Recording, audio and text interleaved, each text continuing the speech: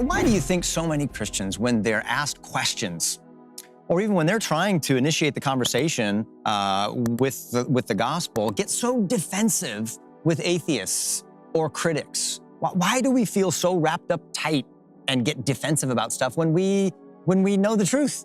Yeah, I think part of the problem is that we can't imagine how somebody couldn't agree with us, which I find actually kind of odd, Kirk, because people always ask me, you know, you go to these college campuses and sometimes these students get hostile. Why do you not get mad at them? And I say to them, you know, I'm 62 years old now. When I was 22, I didn't agree with my 62-year-old self. So why should I expect some 22-year-old kid right now to agree with my 62-year-old self? I wasn't a Christian at 22. Why should I expect this kid to be a Christian now? I don't know what family he's come from, what he's seen, what he's experienced, what he's thought about, what he's read or haven't read. He may really, and I'm sure probably really does believe that what he believes is true.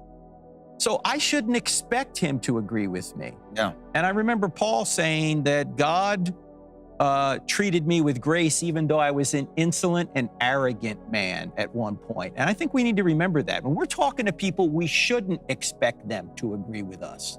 So simply try and find out why they believe what they believe. That's why I ask them a lot of questions. Yeah. You know, you're saying, oh, there can't be a good God because there's too much evil in the world. Well, what do you mean by evil?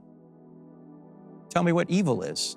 Because they're not going to be able to explain what evil is without reference to good. And if they reference good, they're back to God, because there's no such thing as good in an objective sense unless God exists. Good is the only way we'd even know what evil was. So sometimes just by asking a few questions, you can get them to realize that the assumption underneath their question is false.